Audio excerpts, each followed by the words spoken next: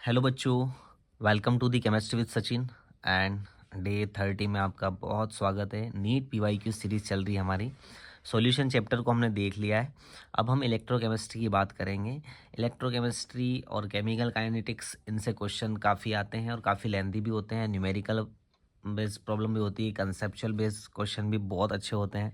तो थोड़ा टाइम लग सकता है, बट अगर आप ध्यान देंगे तो आपको बड़ा मज़ा आएगा इस लेक्चर में और काफ़ी आपको बेनिफिट रहेगा इसका। ठीक है, तो हम शुरू करते हैं बेटा। पहला ही क्वेश्चन, और पहला ही क्वेश्चन ज़बरदस्त है, बिल्कुल छोटा क्वेश्चन है ना, वन लाइनिंग है, लेकिन बहुत कुछ है इसमें सीखने को। पूछा है कि the pressure of H2 required, क्या रिक्वायर्ड है H2 का pressure to make the potential of H2 electrode, H2 electrode zero. यहाँ पर जो E जो है वो मुझे क्या चाहिए, जीरो चाहिए। लेकिन कब, in pure water, pure water के कंडीशन में। तो मैं देखता हूँ कि हाइड्रोजन इलेक्ट्रोड पर किस तरह की रिएक्शन होती है ना। तो हाइड्रोजन इलेक्ट्रोड पर हम रिएक्शन की बात करें तो H प्लस और इलेक्ट्रॉन गेन करेगा और क्या मिलेगा, H2 गैस मिलेगी। यही चलेगा। ठीक है, अगर इसका हम वैलेंसी सेटिस्फाई कर दें तो यहाँ पर 2 आ जाएगा।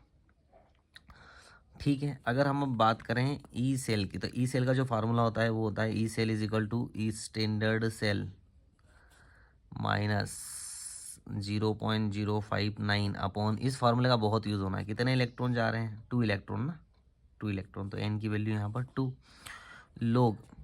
ये क्या है, प्रोडक्ट ऊपर रखते हैं, है ना। तो प्रोडक्ट ऊपर रखते हैं तो ये हो जाएगा प्रेशर किसका, H2 का, अपॉन नीचे क्या रखते हैं, कंसंट्रेशन है रिएक्टेंट की। तो रिएक्टेंट हमारे पास क्या है, H प्लस है ना। लेकिन ये कितना है, 2 है, तो इसका स्टोइकियोमेट्रिक कोएफिशिएंट। ये हमारे पास एक इक्वेशन हमने बना ली और कह रहा है कि ये जो है ना, ये प्रेशर कितना है। यहाँ पर क्वेश्चन समझे, ये प्रेशर कितना है कि ये जो ई सेल ये क्या हो जाए, जीरो हो जाए, है ना। अब हम देखते हैं कि प्योर वाटर, मतलब इसकी कंसंट्रेशन कितनी होती है प्योर वाटर की, तो 10⁻⁻7 होती है। ठीक है, ई नोट सेल हाइड्रोजन इलेक्ट्रोड के लिए यहाँ पर क्या होता है बेटा, जीरो होता है। ठीक, तो हम इसी इक्वेशन को वापस से फिर से देखते हैं। तो E cell is equal to, ये तो जीरो होता है, माइनस 0.059, ध्यान से देखिएगा आप। ठीक है, लोग, ये तो हमें निकालना है। ये निकालना मतलब क्या रखें, है ना, ये इन चारों में से, ऑप्शन में से क्या रखें कि जीरो आ जाए, देखते हैं। H प्लस मैंने कहा प्योर वाटर में 10⁻⁻7 होता है और इसकी पावर 2, तो ये हो जाता है यहाँ पर 10⁻, है ना, इसको मैं यहीं कर देता हूँ, -14। ठीक है बच्चों। तो अब आ जाते हैं हम यहाँ पर ई सेल को जीरो बनाने के लिए। अब देखो जीरो कब बनेगा ये, है ना, तो देखते हैं यहाँ पर E cell is equal to 0 - 0.0592 लोग। यहाँ ऐसा क्या रखें, यहाँ तो रख दिया मैंने 10⁻⁻14, लेकिन यहाँ ऐसा क्या रखें कि वैल्यू क्या आए, इस ई सेल की जीरो हो जाए। समझ आ रही बात आपको, है ना। तो यहाँ पर हम रखेंगे इसी के बराबर, है ना। क्यों, क्योंकि जैसे ही हम इसको रखेंगे, इसी के बराबर हम रखेंगे, सपोज मैंने यहाँ पर 10⁻⁻14 को रख दिया, आप समझिएगा इस बात को। सभी रख के देख सकते हो, बट ये रख के देखोगे तो ये 1 आ जाएगा। लोग 1 जो हो जाएगा वो क्या होगा, ज़ीरो, और ज़ीरो का मल्टीप्लाई इसमें होगा, ये यहाँ मल्टीप्लाई में है, जीरो का मल्टीप्लाई किसी भी चीज़ में करते हैं तो हम जीरो आ जाएगा। बात समझ में आई। अरे ये करेंगे तो लोग 1 आएगा। लोग 1 की वैल्यू क्या है, जीरो है, 0.0592। लोग 1 की वैल्यू जीरो है, तो यहाँ जीरो की वैल्यू किसी में भी जीरो होती है तो वो क्या हो जाता है, E cell is equal to zero. तो कैसे आया ये, हमने आंसर हमारा आएगा 10⁻⁻14 एटमॉस्फेरिक प्रेशर। अगर हम यहाँ रखते हैं, तभी ये रखा मैंने यहाँ पर, तभी जाके इसकी वैल्यू जीरो आई। अगर ये रखेंगे, ये रखेंगे, ये रखेंगे तो जीरो नहीं आएगी, कुछ वैल्यू में आएगा। ठीक है, क्योंकि लोग की वैल्यू यहाँ पर चेंज होगी। तो आई होप आपको समझ में आया होगा बहुत अच्छे तरीके से क्वेश्चन। ठीक है, थोड़ा टाइम लग सकता है बट मज़ा आएगा आपको। नेक्स्ट क्वेश्चन पर चलते हैं। ये भी 16 का क्वेश्चन है, मोलर कंडक्टिविटी का क्वेश्चन है बेटा ये, और of A 0.5 mole decimetre cube. ठीक है, 0.5, ठीक है, solution of AgNO3 with electrolytic conductivity of 5.76 into 10⁻³ ये है कंडक्टिविटी। तो बेटा कप्पा ये है 5.76 इंटू 10⁻³ है ना, और जो हमारी कंसंट्रेशन है, मोलरिटी है, वो है 0.5। तो सीधा सीधा फार्मूला यहाँ पर लगेगा, आपको भी सबको पता है इसमें ही कि मोलर कंडक्टिविटी का फार्मूला क्या है, is the conductivity into 1000 on molarity. सीधा सीधा हम लगा देंगे यहाँ पर। कंडक्टिविटी है हमारे पास 5.76 इंटू 10⁻³ इंटू 1000 अपॉन 0.5। ठीक है, तो इससे ये कट जाएगा, इसका हाफ है मतलब इसका डबल हो जाएगा, है ना। इससे अगर हम हाफ से यहाँ पर डिवाइड करते हैं इसको तो ये कितना हो जाएगा, आई थिंक डबल कर दो इसको, 6 और 6 12 का 2, 7 7 14 और एक 15 का 5, 1 5 5 10 और 1 11.52 आएगा। ठीक है, 11.52।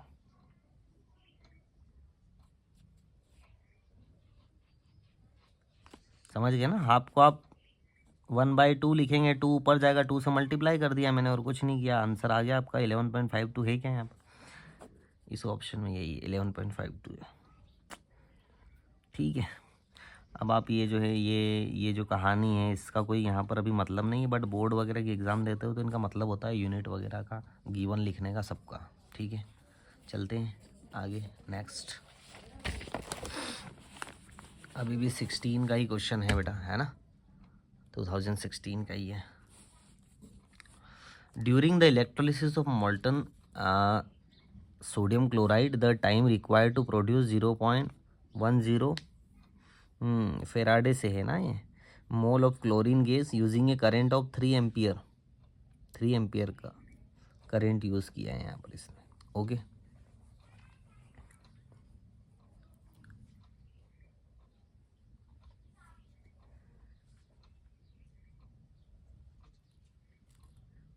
टाइम पूछा है इसने जनरली। ठीक है, तो अभी हम देखते हैं कि पहले तो हम Cl2 प्रोड्यूस कर लेते हैं कि भाई जो क्लोरीन गैस है वो कितनी आई है, और उसके बाद में हम इसका मिनट पर जाएंगे। तो बेसिकली जो टाइम का जो हमारे लिए फार्मूला रहेगा ना, वो तो हमारा फार्मूला टाइम का तो यही है, जैसे हम देखते हैं ना कि जो क्वांटिटी ऑफ इलेक्ट्रिसिटी का जो होता है, इलेक्ट्रिसिटी है ना, I इंटू टी होता है, तो T इज इक्वल टू यहाँ पर क्या हो जाएगा हमारे पास Q अपॉन I, है ना। तो ये जो क्वांटिटी है ये हमें निकालनी है ना, कूलाम की, और ये तो आपको पता ही होगा 3। अब ये 3 जो है कहाँ से आएगा, अब हम देखते हैं आगे।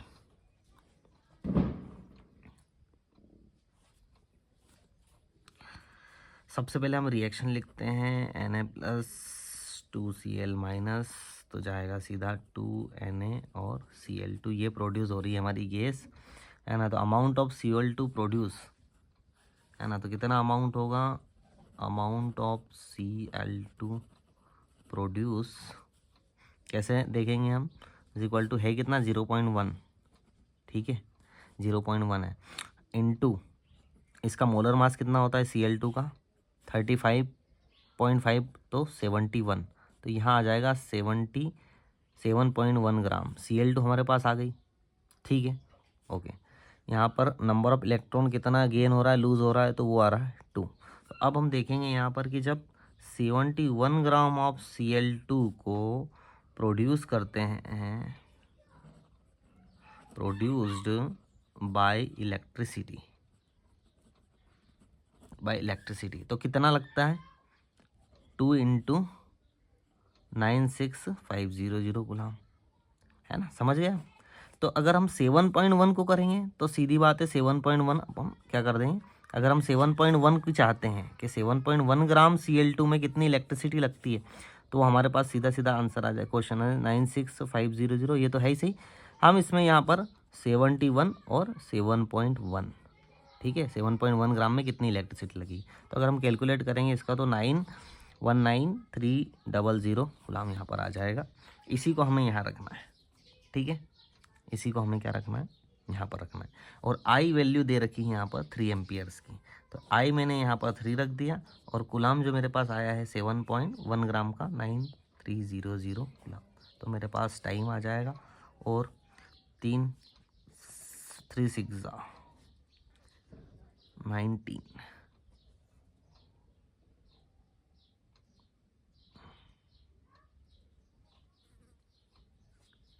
इज इट राइट और नॉट, देखते हैं यार क्या गड़बड़ हो गई हमारे साथ। यहाँ पर मिनट में दे रखा है, लेकिन हमारे यहाँ पर आएगा सेकेंड में, है ना। वही कन्फ्यूज़न था मुझे कि 3 6 18, 1 3 4 12, 1 3 3 9 और 3 3 9, इस तरह से चलता रहेगा। लेकिन ये आया हमारे पास सेकेंड में। इनको हम कन्वर्ट कर लेते हैं मिनट में, तो करीब करीब अगर सेकेंड को हम मिनट में करते हैं तो करीब करीब 107 मिनट का आएगा ना, 6 4,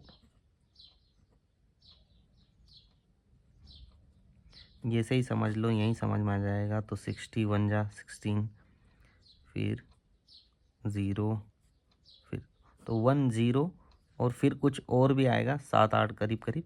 तो 108 के करीब करीब यहाँ पर कौन सा मिनट है, ये नहीं है, ये नहीं है, 55 भी नहीं है भाई, ये मतलब 1 भी देख सकते थे आप, जहाँ 1 आया हुआ है ना, वहाँ पर मिनट आप देख सकते थे। तो 108 मिनट यहाँ पर आ जाएगा इसमें आंसर। तो समझ आया आपको, है ना। क्लोरीन गैस इलेक्ट्रोलिसिस के थ्रू निकली तो है, लेकिन वो हमें दी कितनी थी, 0.1 मोल थी। उस मोल के अकॉर्डिंग हमने उसका क्या निकाल दिया कि अगर वो 1 मोल होती है तो इतनी इलेक्ट्रिसिटी प्रोड्यूस होती है। तो अगर वो मतलब, है ना, अगर वो 7.1 है तो फिर कितनी होगी, तो 7.1/71, समझ में आया।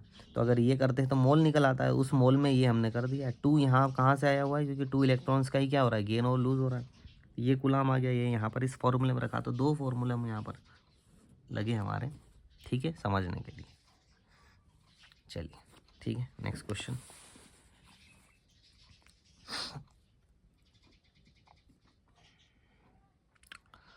अच्छा, zinc can be coated on iron to produce galvanised iron, but the reverse is not possible, it is because.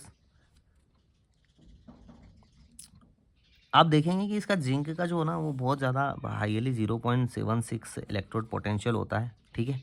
इसकी वजह से वो ये प्रोसेस रिवर्स नहीं हो रही है। कह रहे हैं कि आयरन है, ये सपोज आयरन रोड है, और उस पर आपने गैल्वेनाइजेशन करके इस पर जिंक की लेयर चढ़ा दी है, ठीक है। ये आयरन है और इस पर जिंक की लेयर चढ़ा दी। अब ये बोल रहे हैं कि ये काम करो, आप जिंक की रोड है और उस पर आयरन की लेयर चढ़ा दो। तो ये पॉसिबल नहीं है, because of the highest negative electrode potential है, किससे, आयरन से भी, जिंक का। इसीलिए आंसर हमारा ये आएगा, zinc is lighter than iron, zinc has lower negative, नहीं ये तो हो ही नहीं सकता, लोअर नेगेटिव तो नहीं, हायर है। Zinc has lower melting point than iron, नहीं ऐसा भी कुछ नहीं है, यही आंसर आएगा हमारे पास, ठीक है। तो राइट आंसर क्या है, zinc has higher negative electrode potential than iron. Okay, next question देखते हैं बच्चों। क्वेश्चन ज़्यादा है और समझने के लिए भी बहुत थोड़ा टाइम चाहिएगा, इसलिए थोड़ा समझ के पढ़िएगा इनको। चलिए नेक्स्ट क्वेश्चन है इलेक्ट्रोकेमिकल सेल का, जिंक ZnSO4 कॉपर सल्फेट, ये डेनियल सेल ही बना दिया इन्होंने। The EMF of the Daniell cell is E1 when the concentration of zinc sulfate is changed to 1.0 m and that copper sulfate changed to 0.01 m। क्या बोल रहा है, अच्छा ये यही दे रखी है लेकिन इनको चेंज कर दिया है, ठीक है। E2 from the following which one is relation between E1 and E2। तो E1 और E2 निकालना है हमें, है ना। तो कौन ज़्यादा है कौन कम है, वो देखते हैं हम E1 और E2 को निकाल के। तो सबसे पहले हम E1 देखते हैं। E1 is equal to E standard minus 0.059 upon कितने, 2 इलेक्ट्रॉन्स का ही होगा आदान प्रदान इसका, है ना, लोग। तो पहले में क्या बोला है उन्होंने, E1 के केस में, E1 के केस में ये है कहानी। तो अगर हम इसकी रिएक्शन देखेंगे तो आपको पता ही होगा रिएक्शन का, तो कहाँ पर लिख दूँ मैं, यहीं पर लिख देता हूँ। जिंक 2+ और कॉपर, तो कॉपर नहीं, ऐसा कॉपर 2+ और जिंक है यहाँ, तो जिंक 2+ और कॉपर हो जाता है। अब देखिए ध्यान से, यहाँ पर ये एनोड है तो ये ऊपर जो है, ऊपर कौन आएगा, प्रोडक्ट आएगा। तो जिंक की कंसंट्रेशन यहाँ पर क्या है, 0.01 है ना। ये जो जिंक है ना, ये प्रोडक्ट आ गया, तो प्रोडक्ट की कंसंट्रेशन ऊपर रखते हैं ना 0.01, और कॉपर की तो क्या है 1 है। ये कहानी है E1 की, ठीक है। और अब E2 की कहानी क्या हो गई, जस्ट रिवर्स हो गई, E0 माइनस 0.059 अपॉन 2 लोग, जस्ट रिवर्स कर दो, ऊपर ये 1 हो गया और ये क्या हो गया 0.01 हो गया। तो अब बताना चाह रहे हैं हम कि E1 बड़ा है कि E2 बड़ा है ना, तो अब सोल्व करना पड़ेगा, आगे देखते हैं क्या होता है ना। तो इसको सॉल्व करेंगे तो ये हो जाएगा 10⁻⁻2 है ना, या हम इसको रख लेते हैं, ठीक है। तो E0 0.59/2, ये 10 log 10⁻⁻2, -2 आगे जाएगा, log 10 पीछे जाएगा ना। तो यहाँ पर देखिए आप -0.059/2 मल्टीप्लाई बाय -2, ठीक है, ये मल्टीप्लाई में है। फिर log 10 तो क्या होता है 1 होता है यहाँ, तो ये माइनस माइनस क्या हो जाएगा, प्लस हो जाएगा, ठीक है। तो E1 की जो वैल्यू जो भी आएगी, मैंने अभी कैलकुलेट नहीं करा, वो पॉजिटिव आएगी, ठीक है। ई नोड जो आएगा ना, ई नोड माइनस नहीं पॉजिटिव में आएगा, E = E नोड जो भी आएगा वो पॉजिटिव में आएगा। यहाँ देखते हैं हम, अगर ये पॉजिटिव में आएगा तो ये ऑब्वियसली निगेटिव में आएगा, पर कैसे देखते हैं हम लोग। E2 = E node minus 0.059/2 log, ये नीचे है तो 10⁻⁻2 ऊपर आएगा तो 10⁻+2 हो जाएगा। 2 आगे आएगा किस में, E0 माइनस 0.059/2, यहाँ आएगा प्लस में, +2 और log 10 की वैल्यू तो 1 हो जाती है, +2 तो ये प्लस माइनस माइनस ही रहेगा। तो यहाँ जो आएगी कहानी वो आएगी E0 माइनस कुछ भी 0.0 है ना। आप अगर इसको मल्टीप्लाई भी करेंगे तो 0.059, यहाँ भी आप मल्टीप्लाई करेंगे तो 0.059/2। मुझे मल्टीप्लाई करने की ज़रूरत नहीं है एक्चुअली यहाँ पर, ठीक है। ये प्लस आएगा यहाँ पर, है ना, और यहाँ आएगा 0.059, सॉरी, तो ये प्लस आएगा और यहाँ पर क्या आएगा, माइनस आएगा, है ना। तो जो भी वैल्यू है वो क्या बड़ी होगी, देखिए E1 ग्रेटर होगा, क्योंकि इसमें इस वैल्यू में ये चीज़ जुड़ेगी, है ना, जुड़ेगी, ऐड होगी, और इस वैल्यू में यहाँ जो भी चीज़ है ये, है ना, ये क्या होगी, घटेगी, माइनस होगा। तो E1 इज़ ग्रेटर देन यहाँ पर E2, समझ आया, है ना। इस तरह से यहाँ पर देखना था, तो कौन सा आंसर हो जाएगा, E1 इज़ लेस देन, नहीं, E1 is greater than, yes, B option आपका राइट हो जाएगा यहाँ पर। इस तरह से देखना होता है दोनों को, ठीक है। तो माइनस प्लस का बड़ी कहानी थी इसमें बहुत। नेक्स्ट क्वेश्चन देखते हैं। Consider the change in oxidation state of bromine corresponding to different EMF values as shown in the diagram below, ठीक है। BrO2 +7 से +5 जा रहा है, +5 से +1 जा रहा है, +1 से फिर 0 जा रहा है, 0 से फिर माइनस जा रहा है, और ये इलेक्ट्रोड पोटेंशियल की वैल्यू गिवन है, ठीक। चलिए, तो यहाँ पर जो चीज़ देखनी, then the species undergoing disproportionation. बेटा डिसप्रपोर्शनेशन का मतलब क्या हो रहा है कि कोई स्पीसीज है ना, उसका ऑक्सीडेशन भी हुआ है और उसका रिडक्शन भी हुआ है, ठीक है, ये चीज़ है। तो देखते हैं हम किसका ऑक्सीडेशन किसका रिडक्शन हुआ है। तो ये आप देख पाएंगे यहाँ पर कि ये जो स्थिति है ना HBRO की, ये देखते हैं हम लोग कि HBRO जो है वो +1 में है और जा किस में रहा है, Br2 में, मतलब 0 में, ठीक है। और HBRO है +1 में है, और ये अगर BrO3 माइनस बन गया है तो वो किस में जा रहा है, +5 में। अगर हम इसका इलेक्ट्रोड वैल्यू देखें तो ये रिडक्शन है, रिडक्शन हुआ ना, प्लस से 0, +1 +2 0 -1 -2 इधर आ रहे हैं तो रिडक्शन हो रहा है, इधर जा रहे हैं तो ऑक्सीडेशन हो रहा है, ठीक है। ये तो बात तो समझ में आई होगी आपको। अब यहाँ पर ये जो है रिडक्शन पोटेंशियल है तो ये तो सिंपल है 1.595, और यहाँ जो आ रहा है वो है ऑक्सीडेशन, लेकिन ये इधर से नहीं, ये ऑक्सीडेशन, रिडक्शन पोटेंशियल दे रखा है अपना को, ऑक्सीडेशन पोटेंशियल देखना है तो इसका रिवर्स हो जाएगा। तो यहाँ पर जो देख रखा है यहाँ पर वो चेंज हो जाएगा, साइन -1.5 हो जाएगा। बात समझे आप क्या बोल रहा हूँ मैं? अभी ये रिडक्शन हो रहा है तो रिडक्शन पोटेंशियल, लेकिन हम बात करें HBRO से BrO3 माइनस, HBRO से BrO3, अब यहाँ ऑक्सीडेशन हो रहा है ना, तो रिडक्शन पोटेंशियल को ऑक्सीडेशन पोटेंशियल बनाना हो, साइन चेंज कर देंगे, माइनस में आ जाएगा, ठीक है। अब E cell, E node cell देख लीजिए आप, यहाँ ऑक्सीडेशन है, ये एनोड है, ये कैथोड है, तो कैथोड माइनस एनोड, ठीक है। तो यहाँ जो है वो आएगी कहानी आपकी 1.595 -1.5, तो यहाँ आएगा 0.095 वोट, और ये चीज़ पॉजिटिव में आ रही है। तो अब जो पॉजिटिव इलेक्ट्रोड पोटेंशियल है ना, उसकी रिएक्शन क्या होती है, स्पॉन्टेनियस होती है ना। इस वजह से इसका जो डिस्प्रोपोर्शनेशन का ये आएगा, क्या आएगा हमारा, HBRO आएगा, ये आंसर आएगा हमारा। ऐसा भी हो सकता था ना यहाँ पर कि ये प्लस इधर ये वाली स्पीसीज भी हो सकती थी, है ना, बट यहाँ पर ये माइनस में आता है इलेक्ट्रोड पोटेंशियल, ठीक है। लेकिन यही एक चीज़ थी जिससे क्या आया, पॉजिटिव आया, वरना क्या हो सकता था कि 0 से -1 ये रिडक्शन भी हो रहा है, 0 से +1 ऑक्सीडेशन भी हो रहा है, तो अगर इनका भी आप देखेंगे तो भी वो भी माइनस में आएगा।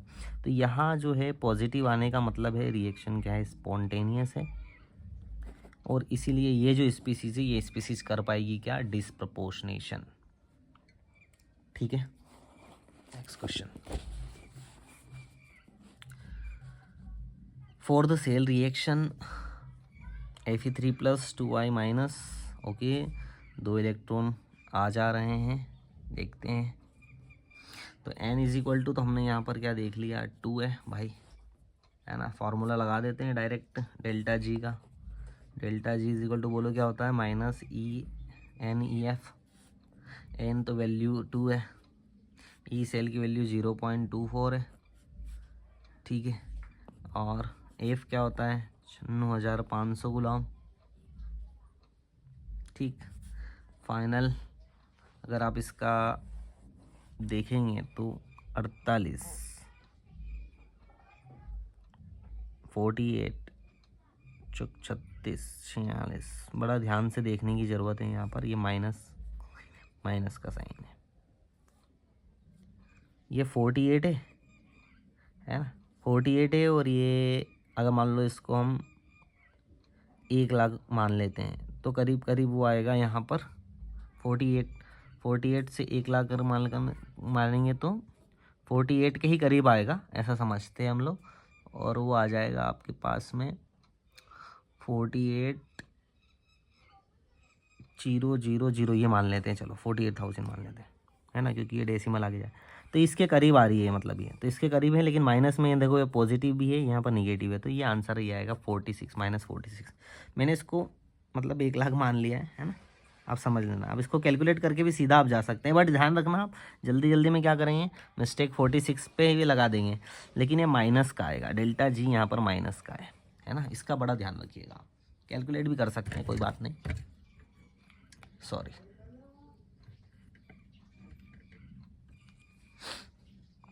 ठीक है, यहाँ तक है। नेक्स्ट क्वेश्चन देखते हैं। फॉर ए सेल रिएक्शन 19 का क्वेश्चन है, इन्वॉल्विंग 1 इलेक्ट्रॉन, ई सेल दे रखा है, equilibrium constant for the cell reaction is, यहाँ इक्विलिब्रियम कांस्टेंट निकालना है, कोई बात नहीं साहब, ये हमें पता है, E cell is equal to 0.059 upon N log K, log के निकालना है हमें। ठीक है, यहाँ पर थोड़ा सा एंटी log आपको आना चाहिए तो बड़ा मज़ा आएगा आपको। ठीक है, एंटी log अगर नहीं आता है तो ख़त्म काम आपका। 0.59 यहाँ इसके नीचे रख दिया हमने, 0.059। एन की वैल्यू यहाँ पर 1 है, इलेक्ट्रॉन 1 है। ठीक है, और log के है, तो log के अगर हम देखेंगे तो ये आ जाएगा 0.59, अपॉन में चला जाएगा 0.059। तो ये हो जाता है बेटा आपका क्या, अगर इसको हम कैलकुलेट करें तो हो जाता है 10। ये ऊपर जाएगा, ये करेगा कटेगा, तो log k is equal to क्या आ जाता है, log k is equal to 10।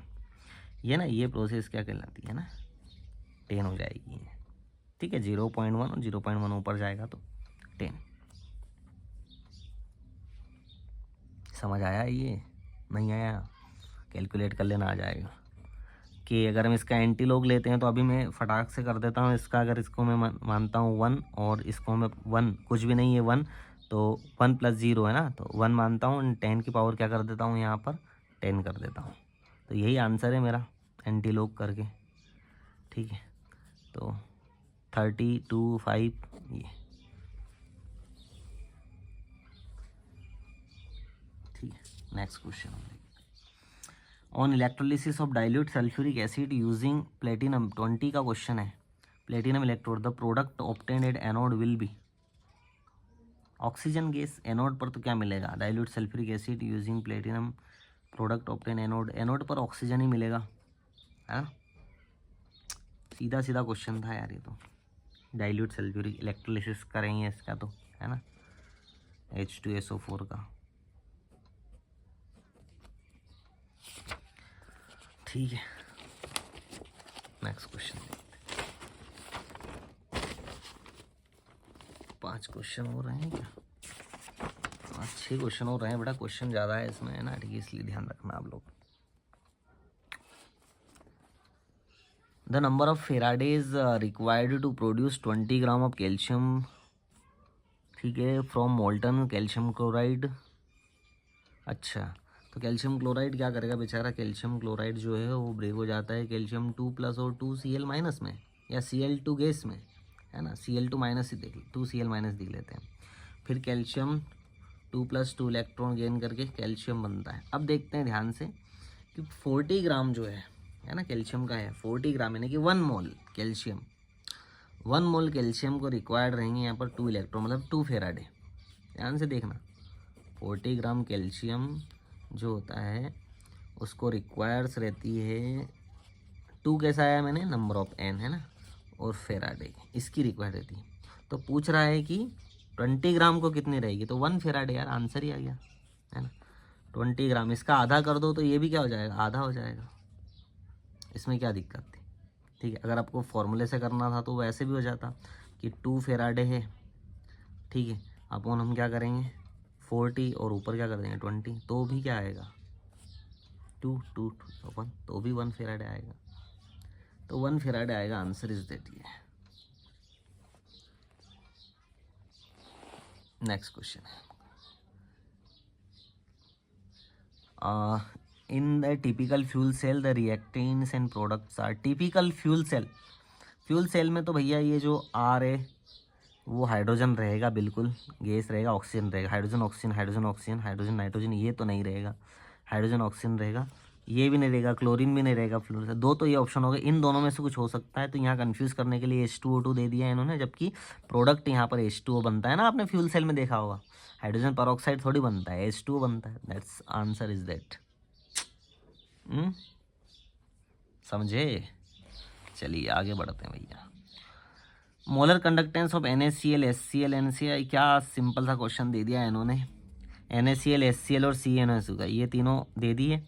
The molar conductance of इसकी पूछ लिए, तो क्या क्या सिखाया जाता है, ये कर दो और ये माइनस कर दो। तो हमें क्या चाहिए, मोलर कंडक्टेंस CH3COOH की चाहिए, है ना। वो कैसे आती है हमारे पास, देखते हैं। तो इस ये चाहिए और ये चाहिए, इन दोनों को हम क्या कर देते हैं, प्लस कर देते हैं। CH3COON है, ये तो छोटे बच्चों जैसा क्वेश्चन था, HCl, इनको प्लस कर देते हैं और Cl और Na हटाना है तो माइनस क्या कर देते हैं, NaCl कर देते हैं। छोटे बच्चों जैसा क्वेश्चन है ना।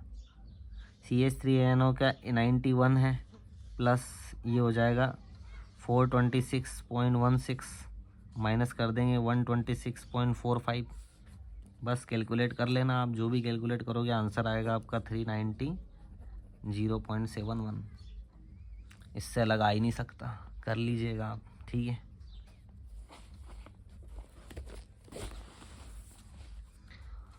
Next question, the molar conductivity of 0.0007 है, सॉरी, है ना। Acetic acid is 28 centimetre square mole inverse. What is the dissociation constant of acetic acid?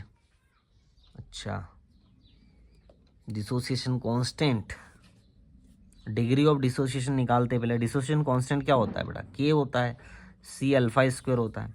तो अल्फा निकाल लें, सी तो गिवन है और सी गिवन है 0.007।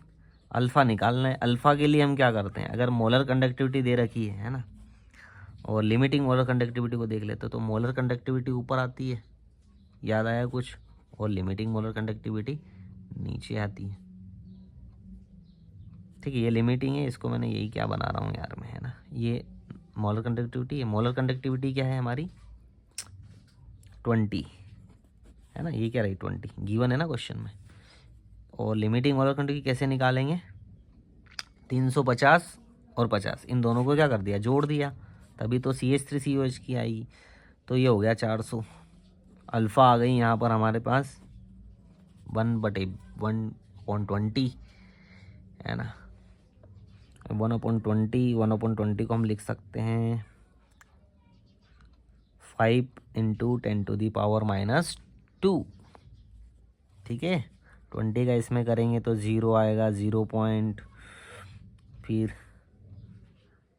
भी नहीं जाएगा तो 0, ठीक है, फिर जाएगा 5 टाइम्स। इसी को मैंने यहाँ लिख दिया है 5 × 10⁻²। अब आप खुद समझदार हैं कि यहाँ पर आप क्या करेंगे, 5 × 10⁻² का स्क्वायर कर देंगे, है ना। ये हो जाएगा 0.007, ये हो जाएगा 5 की पावर 5 और ये हो जाएगा 10⁻⁴। 25 का 7 बार जाएगा तो, है ना, 175 होगा, है ना। तो 0.175, हाँ यहाँ पर आएगा 0.175, है ना। 25 का मतलब ये 25 है, 25 का इसमें मल्टीप्लाई किया तो ये आया 10⁻⁴। अब यहाँ पर दे रखी है क्या? 10⁻⁴ दे रखी है, बट ये 1 पॉइंट है, तो अगर 1 पॉइंट अगर हम आगे ले जाते हैं, है ना, तो क्या होगा, इधर पावर बढ़ जाएगी। तो इसको हम ऐसे लिख सकते हैं 1.75 × 10⁻⁵। राइट आंसर 1.75 वाला ही होगा, लेकिन 10⁻⁵ वाला होगा। ये आंसर आएगा हमारा, देख लीजिएगा। नेक्स्ट क्वेश्चन बच्चों, 14 क्वेश्चन कर चुके हैं हम यार, है ना, मतलब 14 पे चल रहे हैं। ग्लास क्वेश्चन वो बचा हुआ 15 का। काफ़ी क्वेश्चन आते हैं यार इसमें से। 22 से find the EMF of the cell in which the following reaction takes place at. ठीक है, सीधा सीधा क्या करेंगे हम लोग, EMF निकालना है।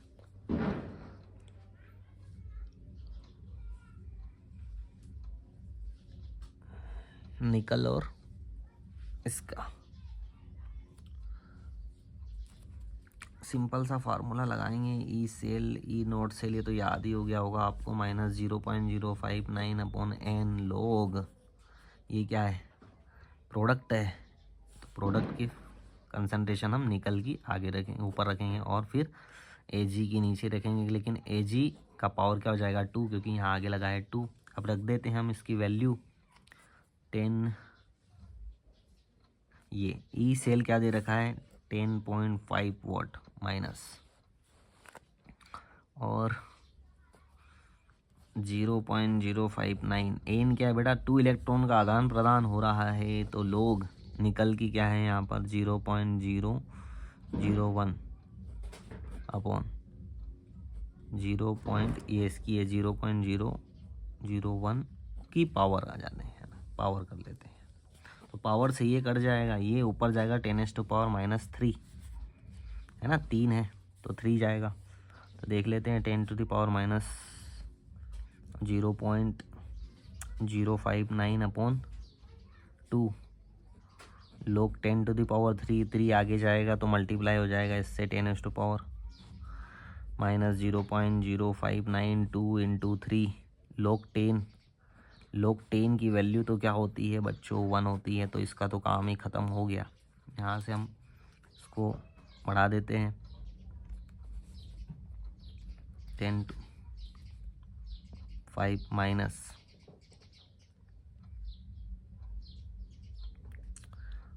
27 का 7, 3 पंजे 15, 5 और 2 7, 17, 0.2 से फिर काटा इसको 16, 0.0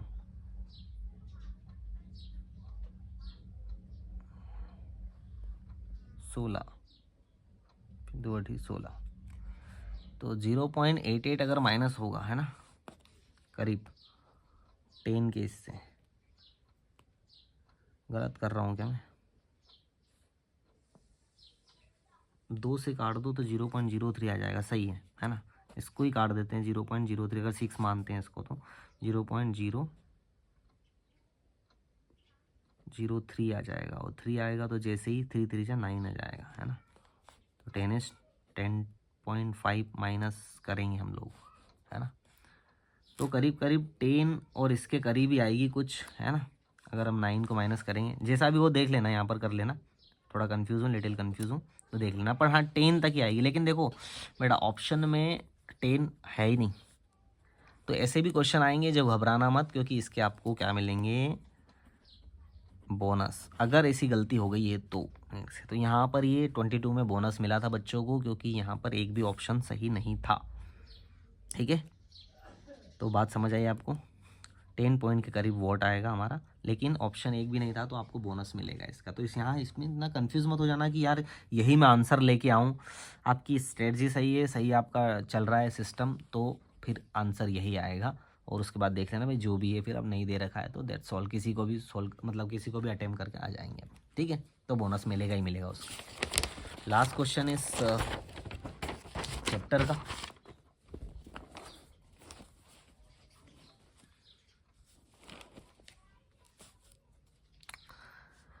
23 में आया हुआ है। तो the conductivity of centimolar solution, चलो यही कहानी आधे बच्चों की तो ख़त्म कर देता है वो सेंटीमोलर में ही है ना। सेंटीमोलर का मतलब क्या होता है ना, 0.01 m, या कह लीजिए क्या होता है 1 सेंटीमोलर है ना, ये कहानी होती है इसकी।